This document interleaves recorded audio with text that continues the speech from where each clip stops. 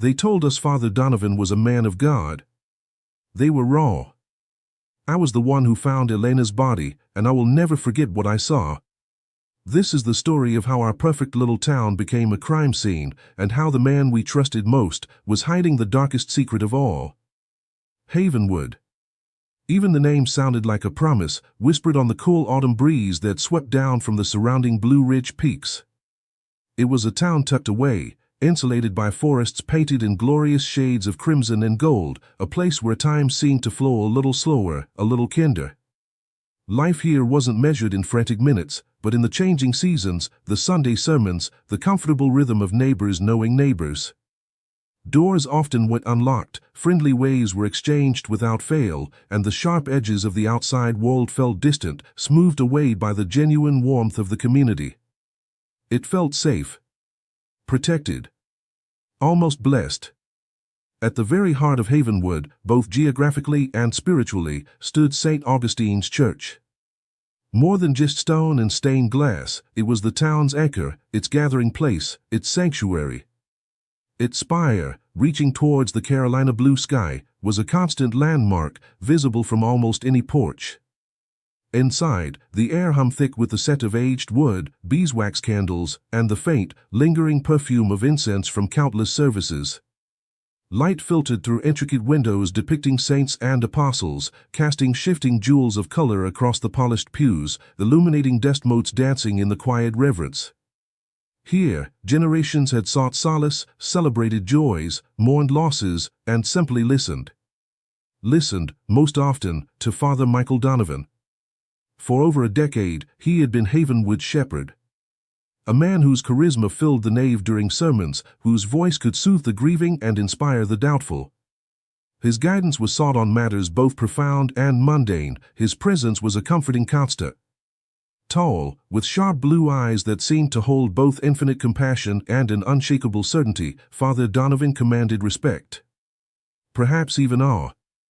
He believed deeply in the tenets of his faith, in the order of things, and, some might quietly observe, in the unwavering rightness of his own counsel. There was a firmness beneath the charm, an edge of iron resolve that hinted at a complex inner landscape hidden behind the easy smile and the Roman collar. He was the moral compass, the steady hand, the voice of faith in Havenwood.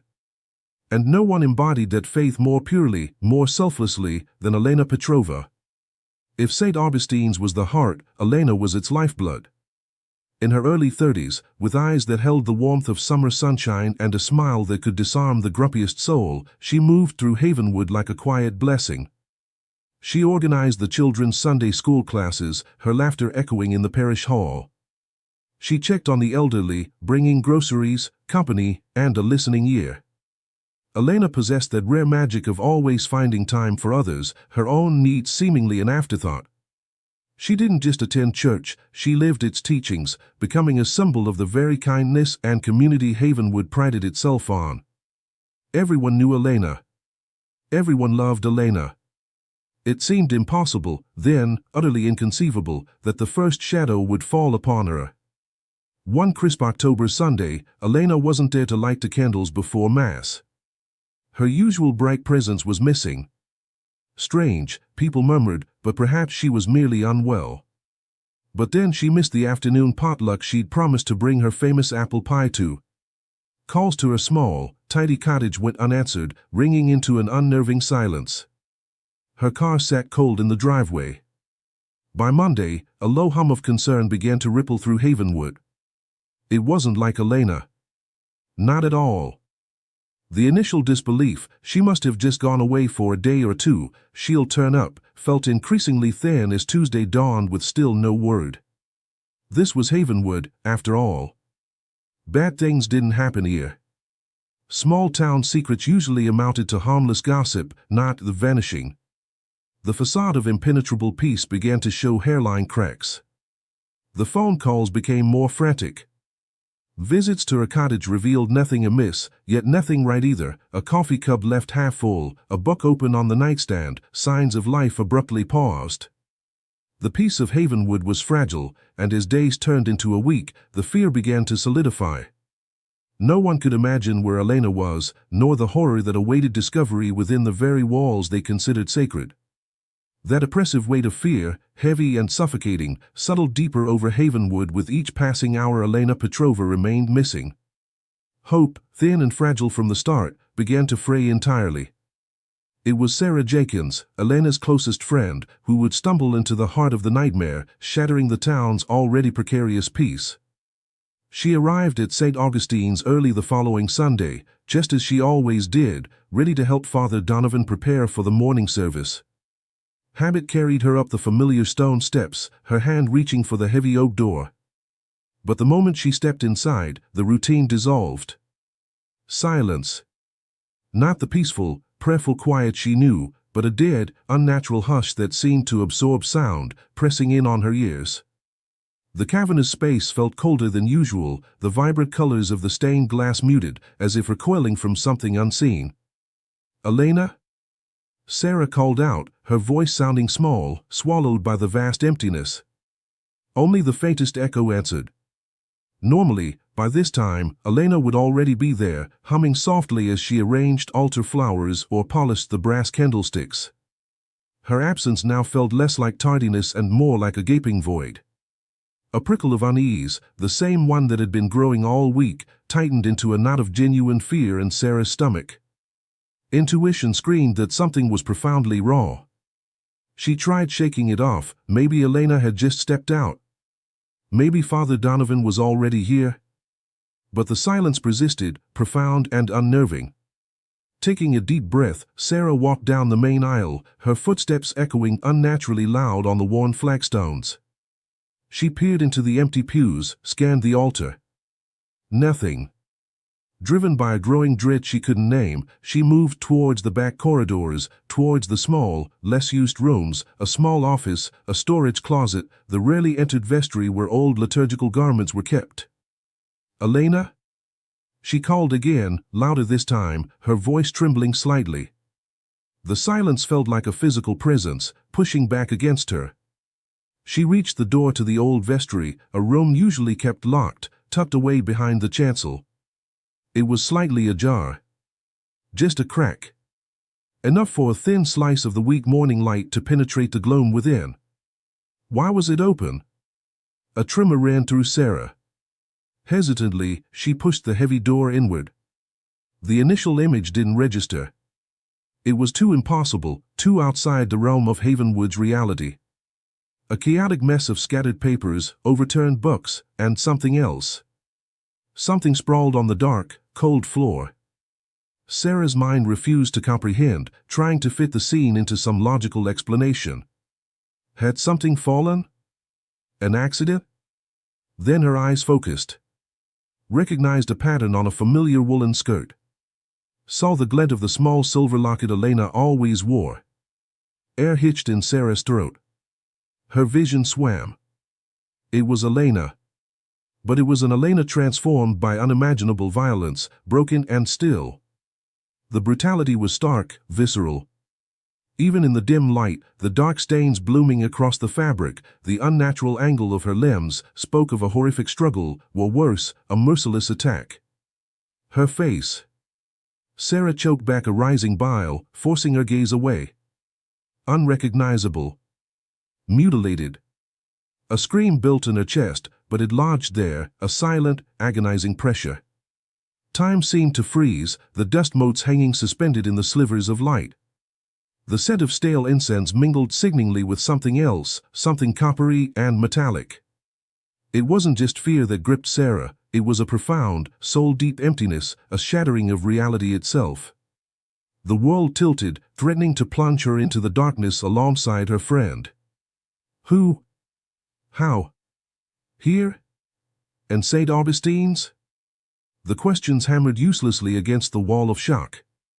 Then, her gaze fell upon something else lying just beyond Elena's body, catching the dim light with a wet, crimson sheen. A heavy, ornate altar cross. Torn from its place, perhaps? It lay on the floor, discarded, stained dark with Elena's blood. Desecration. The word slammed into Sarah's consciousness. This wasn't just murder, it was a violation, a savage message screamed into the heart of their sanctuary. The cross, their symbol of hope and redemption, now marked the epicenter of unthinkable slaughter. The scream finally tore free, a raw, ragged sound ripped from the depths of her being, echoing endlessly against the cold stone walls of the violated church. It was that sound, piercing the unnatural morning quiet, that finally broke the spell, that alerted someone outside, that brought the flashing lights and the heavy tread of boots into the sacred space. The police arrived, their faces grim, transforming the house of God into a meticulous crime scene. Yellow tape snaked across doorways, stark and profane against the old wood. Whispers turned to grim pronouncements. Officers moved with practiced efficiency, yet even their professional detachment seemed strained by the setting, by the sheer brutality laid bare within these consecrated walls. The silence of the church was replaced by the grim murmur of the investigation, each question echoing unanswered in the violated sanctuary. Who could commit such an atrocity here, and why? The unanswered questions hung heavy in the violated air of St. Augustine's vestry, thick as the scent of blood and fear. Answering them now fell to the two figures who moved with quiet purpose through the chaos, their presence a stark contrast to the sacred symbols surrounding the brutal crime scene. Detective Isabella Rossi arrived first, her sharp, dark eyes missing nothing, absorbing the scene with an intensity that belied her calm exterior. She had a reputation for seeing patterns others missed, for trusting the gut feelings that screamed when logic fell short. Shortly after, Detective Ben Carter joined her, his presence solid, grounding. Carter was the methodical counterpoint to Rossi's intuition, meticulous, fact-driven, a believer in the slow, steady accumulation of evidence. Together, they made a formidable team, though neither relished the reason for their summons to the usually tranquil Havenwood. Murder was a rarity in this peaceful corner of the state, a murder this savage, inside a church, that was practically unheard of. The weight of it settled on them the moment they ducked under the yellow police tape. Their initial assessment of the small, cluttered room confirmed the grim reports. Elena Petrova lay amidst scattered prayer books and overturned offering baskets, the violence inflicted upon her shocking in its ferocity. Yet, as Rossi's gaze swept the scene, an unsettling contradiction struck her. For all the brutality, the room itself felt strangely orderly. Almost clean. There were none of the usual signs of a frantic, desperate struggle, no wide arcs of blood spatter, no overturned heavy furniture, no defensive wounds immediately obvious on the victim beyond the fatal ones. It was chillingly contained. Carter, meanwhile, was already kneeling, his attention focused on the details. He noted Elena's simple handbag lying undisturbed on a nearby chair, its contents seemingly untouched. Her silver locket remained around her neck, her small gold earrings in her ears. Robbery, then, was clearly not the motive. So, what was? Pure rage? Possibly. But something felt off. Two particular details snagged their professional attention, setting off internal alarms. First, the murder weapon, a standard kitchen knife, its blade smeared dark, lay discarded near the body. Not hidden, not taken away. Just left. Why? It was sloppy, almost arrogant, unless the killer wanted it found. Then there was the heavy altar cross, lying askew on the floor beside Elena, its base stained crimson. It wasn't just dropped, Rossi had the distinct impression it had been placed. A deliberate, symbolic gesture? A message? To whom? It screamed premeditation, a chilling counterpoint to the apparent frenzy of the attack itself. This wasn't random. This wasn't a simple argument gone raw. This felt personal, targeted, and deeply, disturbingly symbolic. Outside the newly cordoned-off sanctuary, Havenwood was beginning to wake up to the horror in its midst. The initial shock was palpable, faces pale and drawn in the growing crowd gathering beyond the tape. Disbelief warred with a rapidly spreading fear. Whispers started like sparks in dry grass. Who could do this? Why Elena? Was anyone safe? Rossi and Carter understood the unique pressures of a small-town crime investigation. Here, everyone was connected.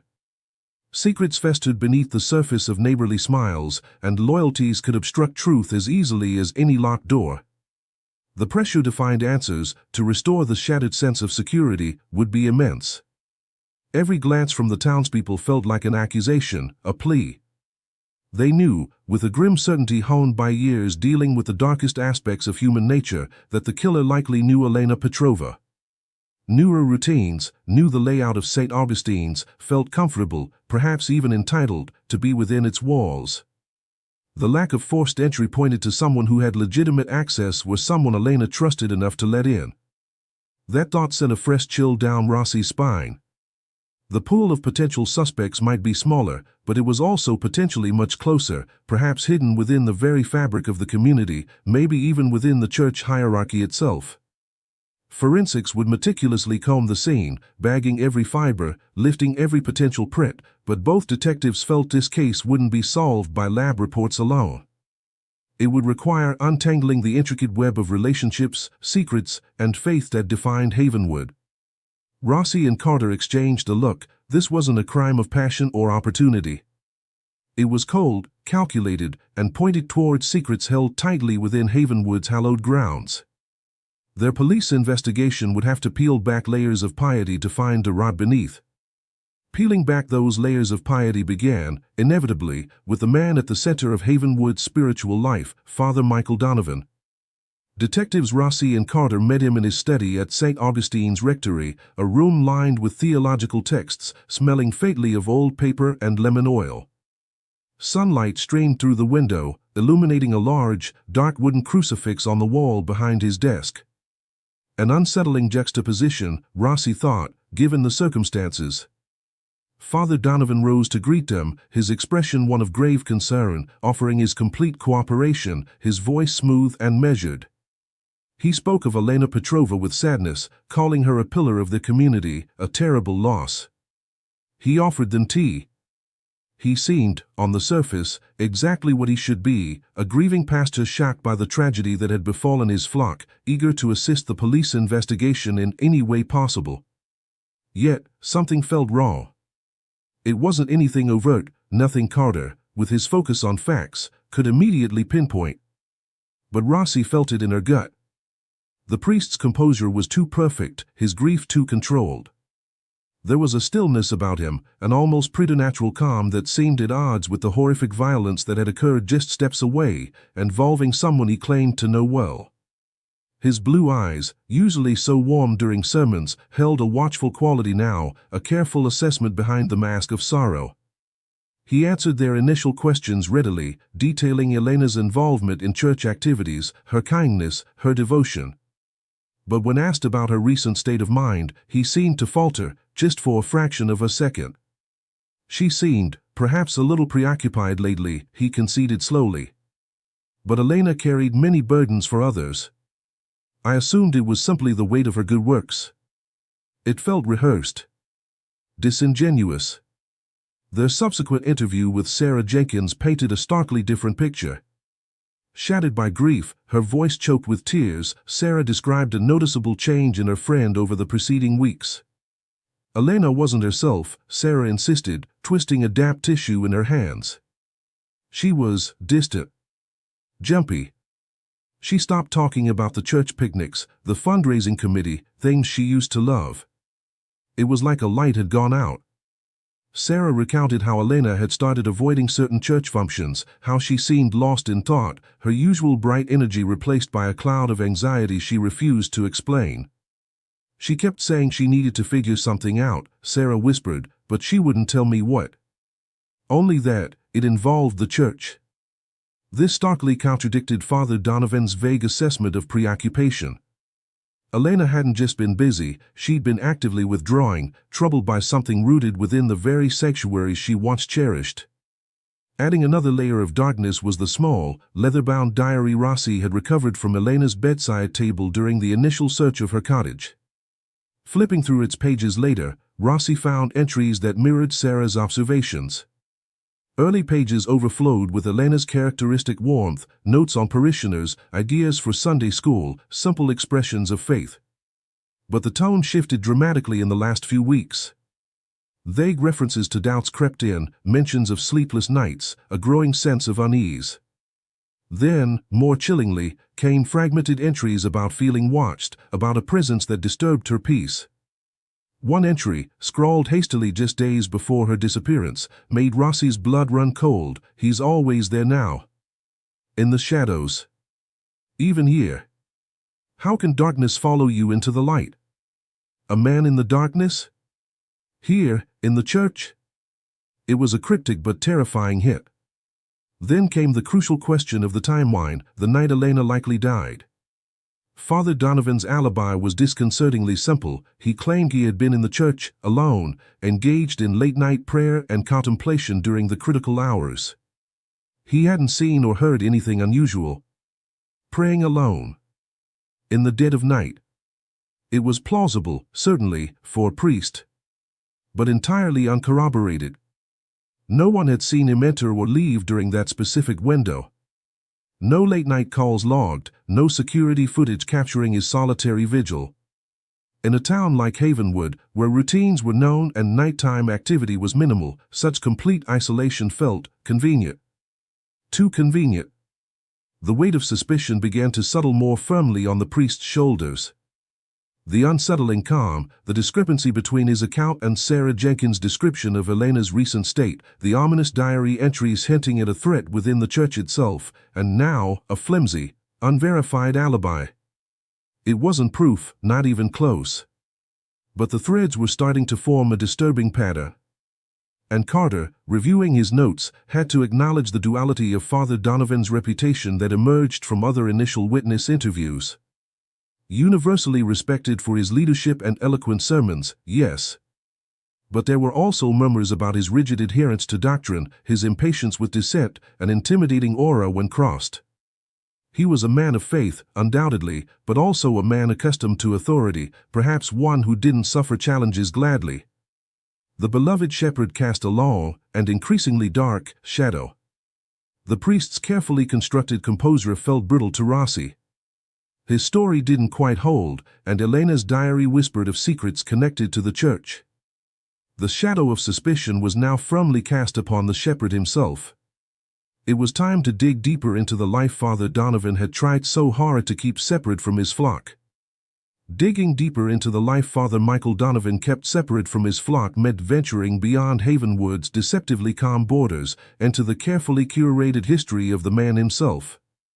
While Detective Rossi revisited the unsettling inconsistencies at the crime scene and Elena Petrova's cryptic diary, Detective Carter undertook the more painstaking task of tracing Father Donovan's past appointments, his history before arriving at St. Augustine's over a decade ago.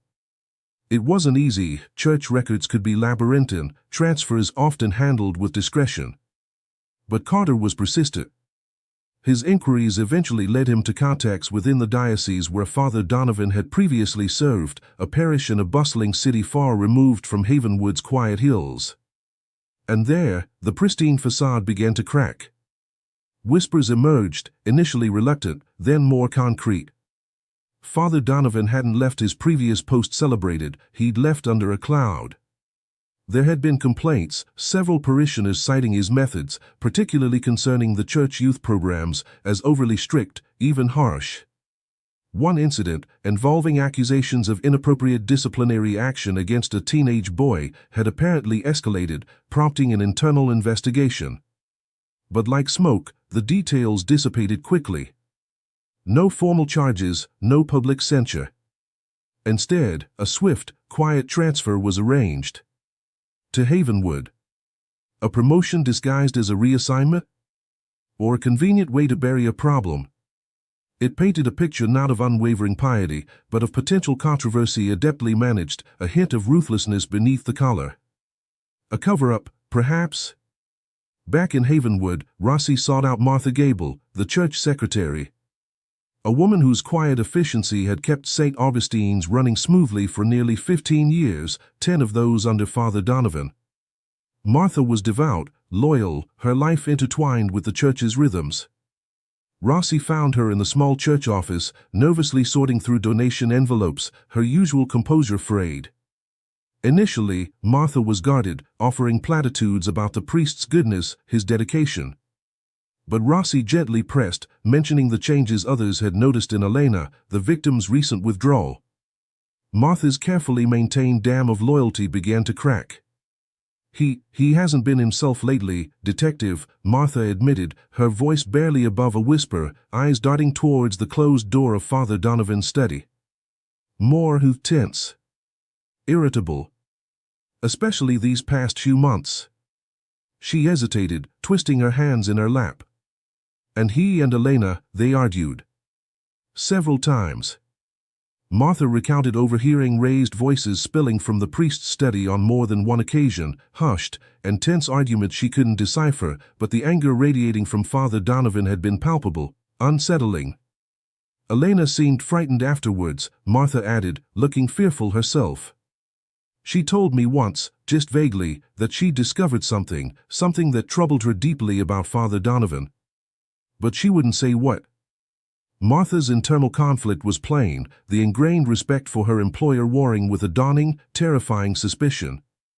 The true bombshell, however, landed shortly after.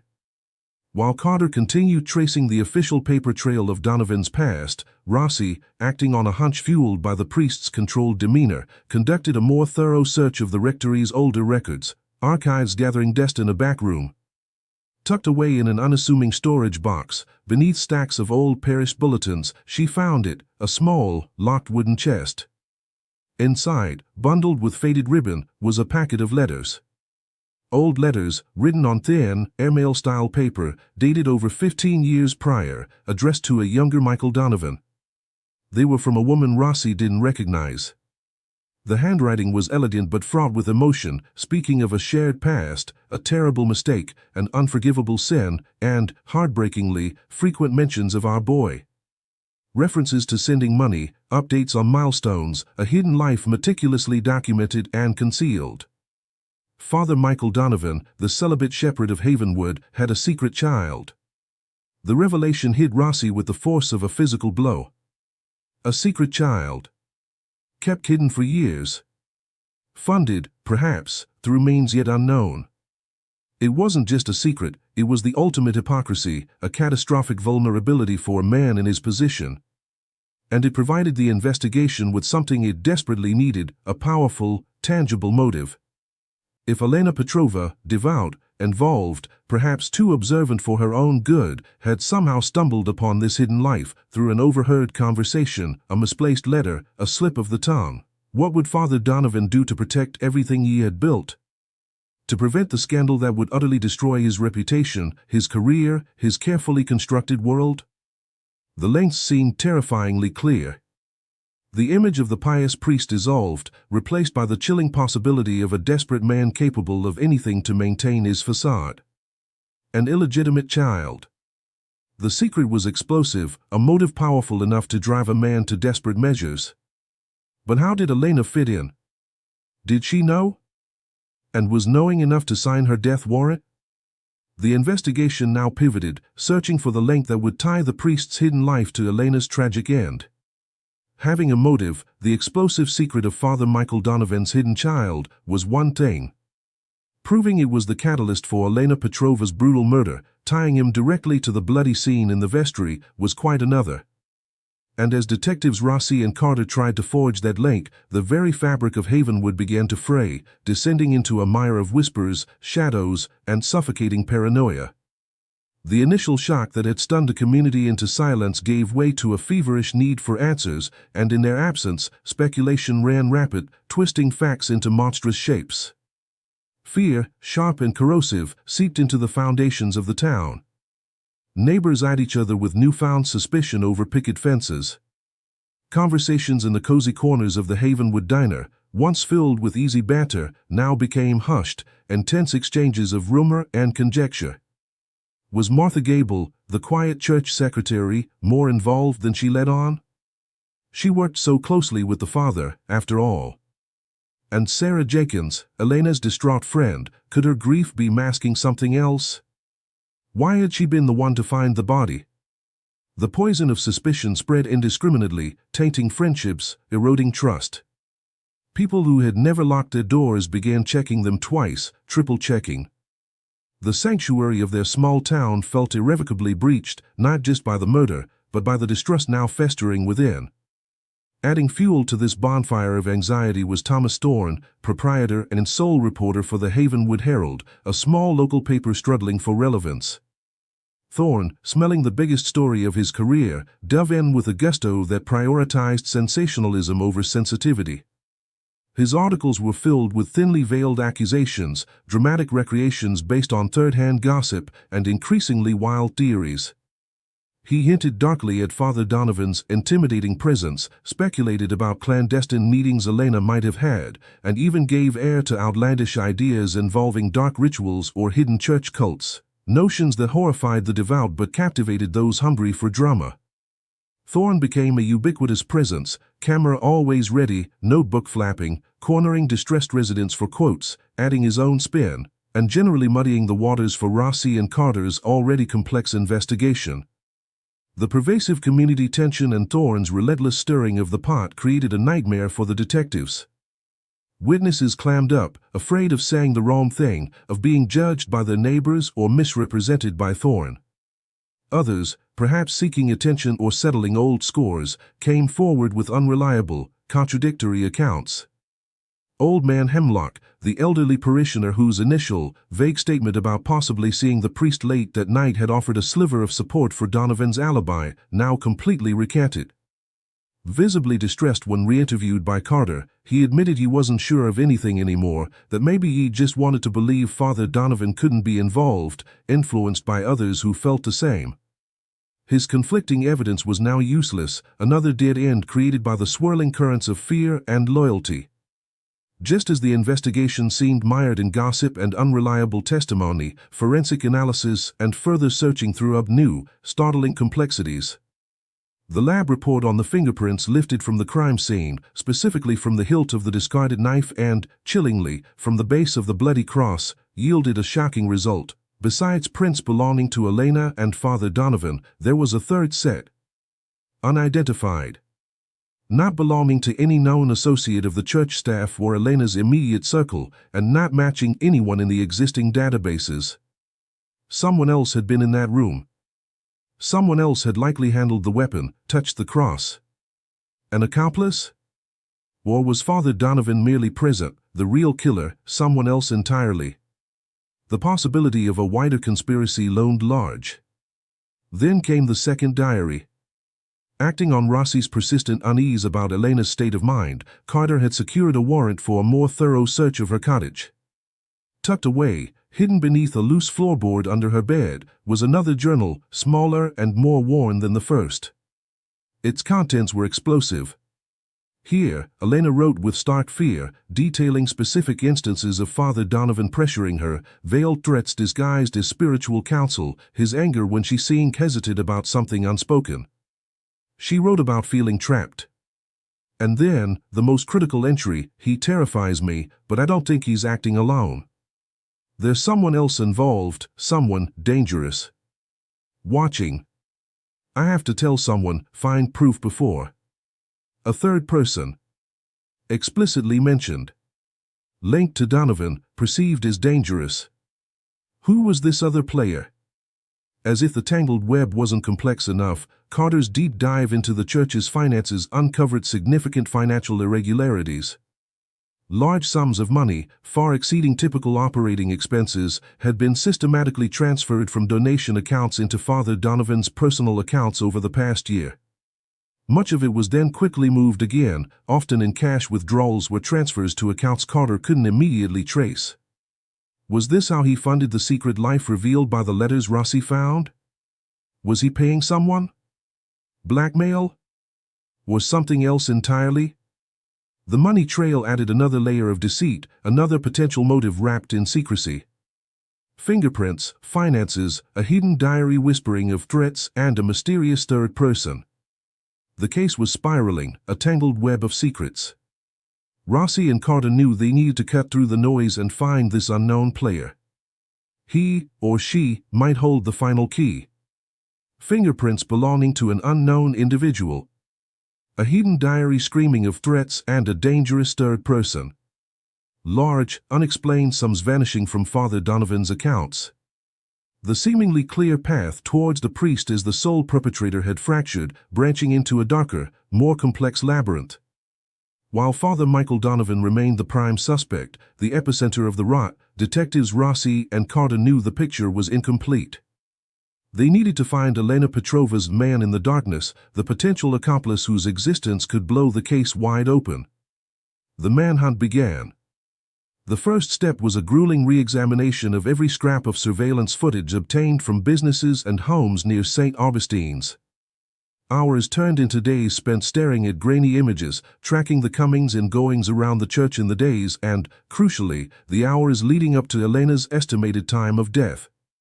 Rossi, driven by a persistent unease about the staged feel of the crime scene, pushed to scrutinize footage from earlier that fateful day, looking for any interaction, any anomaly involving Father Donovan. And then, she found it. On tape from a security camera mounted on a bookstore across the street, time-stamped just hours before Elena was likely murdered, was Father Donovan. He wasn't alone. He stood deep in the shadows of the narrow alley running behind the church, engaged in what looked like a tense, urgent conversation with another man. The camera angle was poor, the lighting worse, the man's face obscured by shadow and the brim of a low-pulled hat. But his build was clear, solid, compact, and his body language radiated coiled tension, mirroring the priest's agitated gestures. It wasn't proof of conspiracy, but it was a tangible link, Father Donovan meeting secretly with an unknown individual shortly before the murder. Who was this mystery man? The financial trail became Detective Carter's obsession. Those substantial, regular payments flowing out of Donovan's personal account, where did they actually end up? Chasing the money involved navigating a frustrating maze of electronic transfers, third-party payment processors, and accounts designed for anonymity. But Carter, methodical and relentless, finally peeled back the layers. A series of wire transfers, masked through several intermediaries, ultimately landed in an account held under the name Victor Martel. The name meant nothing initially. Just another dead end? But cross-referencing the name with known associates, low-level criminal databases, and private investigator licenses yielded a hit. Victor Martel wasn't a local. He operated on the fringes, a freelance security consultant with a PI license in another state and a reputation whispered in certain circles for being a fixer, someone hired to handle problems quietly, efficiently, and often outside the strict bounds of legality. He had a history of intimidation tactics, a knack for disappearing, and, tellingly, no solid alibi for the period surrounding Elena's murder. He fit the profile perfectly. Could Martel be the source of the unidentified fingerprints? Was he Elena's man in the darkness? Was he the accomplice, perhaps even the hitman? Identifying Victor Martel was the investigation breakthrough they needed. Locating him became the urgent priority.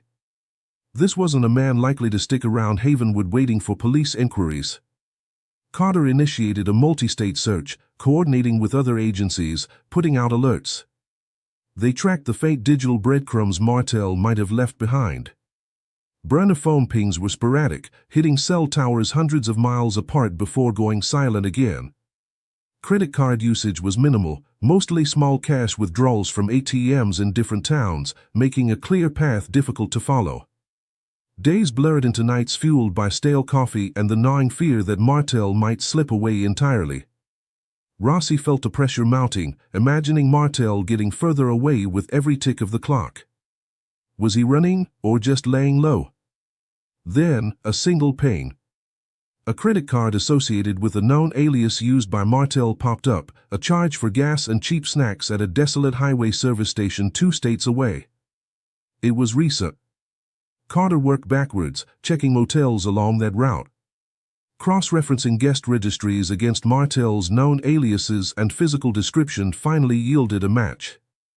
Victor Martel, or someone matching his description using one of his known names, had checked into the Starlight Motel, a run-down, isolated establishment just off the interstate, the kind of place where people went when they didn't want to be found.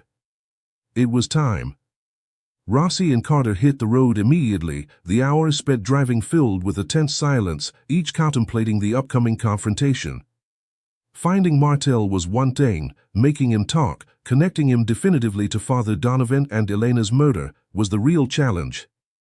As they finally pulled into the dimly lit, rain-slicked parking lot of the Starlight Motel, Rossi felt a surge of adrenaline. The motel room door, number 12, loomed large under a flickering neon sign, a flimsy barrier between the detectives and the man who likely held the missing pieces to Havenwood's horrifying puzzle. The endgame was finally in sight. The air outside motel room 12 crackled with anticipation, the rhythmic drumming of rain on the cheap metal awning amplifying the tension. Detectives Rossi and Carter exchanged a brief, determined nod. This was it. No sirens, no overt display, just a firm, authoritative knock on the worn, peeling paint of the door. Seconds stretched into an eternity before the door creaked open a few inches, revealing a sliver of a wary, unshaven face belonging to Victor Martel. His eyes, hard and calculating, widened fractionally in surprise, then narrowed in assessment. He likely wasn't expecting Havenwood detectives this far out. Victor Martel? Carter stated, his voice calm but leaving no room for argument, holding up his badge.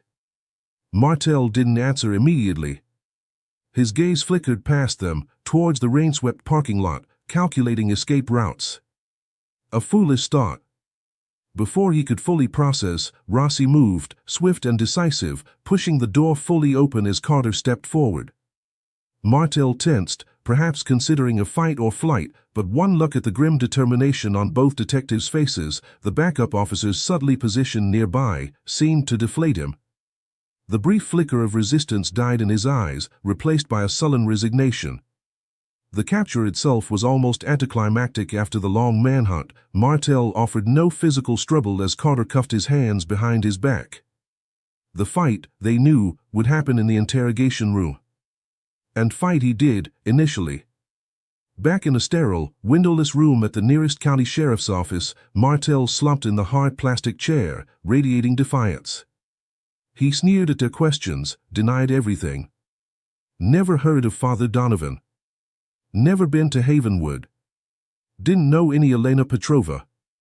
He was just a consultant passing through. It was a performance Rossi had seen countless times, the desperate bluster of a cornered man. She let him talk, let him spin his flimsy denials, watching his eyes, the slight tick in his jaw, the way his fingers drummed nervously on the metal table. Carter laid out the evidence methodically, the surveillance footage of Martel meeting Donovan in the alley. Just a chance encounter, Martel scoffed.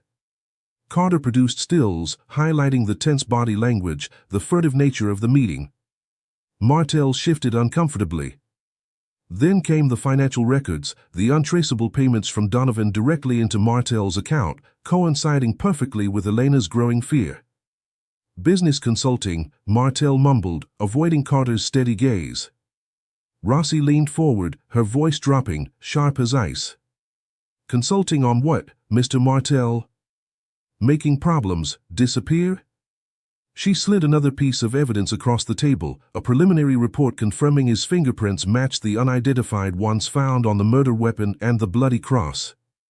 Martel flinched, his eyes darting towards the print card, then back to Rossi's unwavering stare. The final piece was Elena's hidden diary.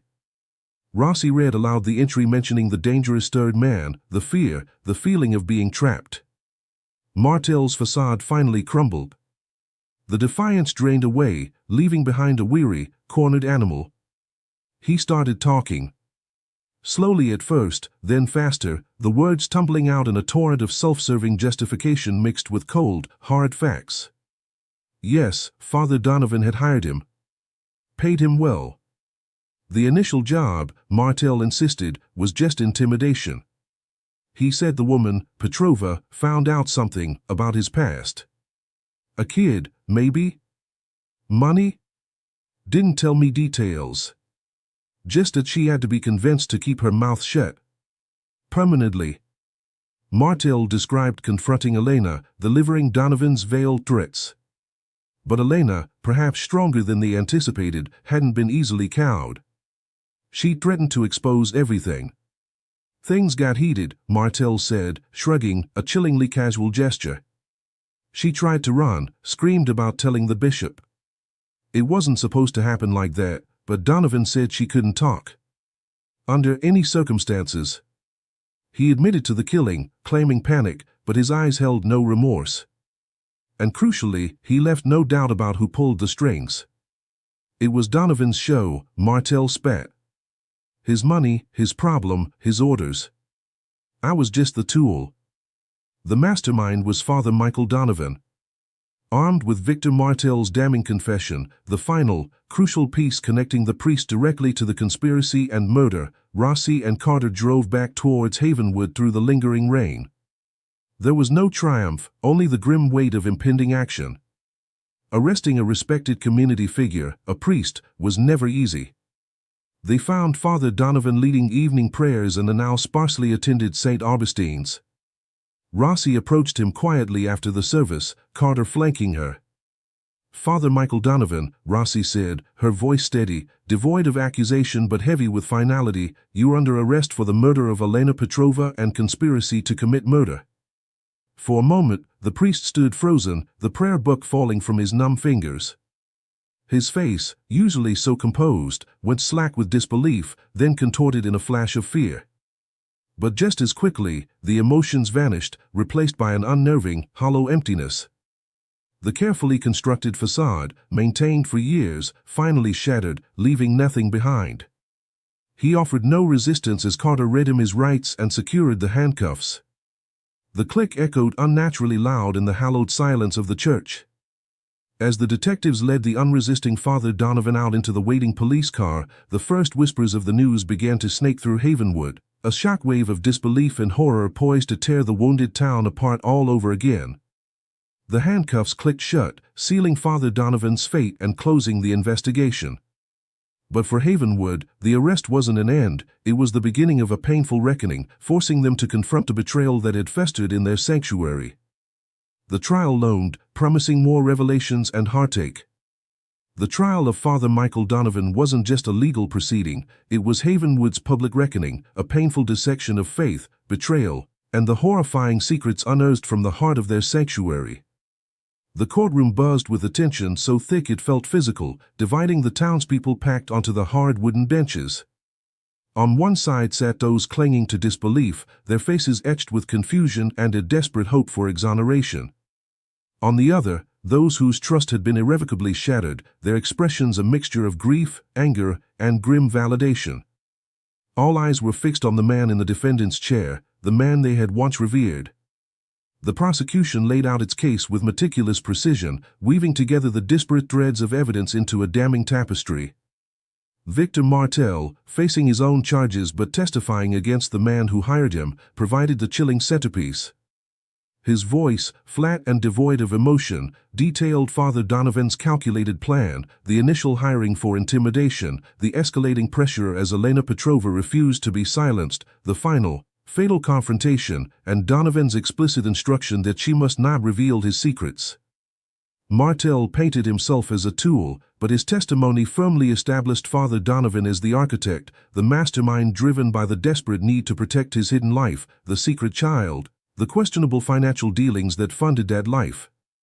Then came the physical and documentary evidence, the financial trail linking Donovan directly to Martel's payments, Elena's diaries, both the initial one hinting at fear and the second, hidden one explicitly mentioning threats and the presence of a dangerous third party connected to the priest, the forensic reports detailing the brutality of the murder and the presence of Martel's fingerprints alongside Donovan's at the scene, the old letters confirming the existence of the illegitimate child, providing the powerful motive.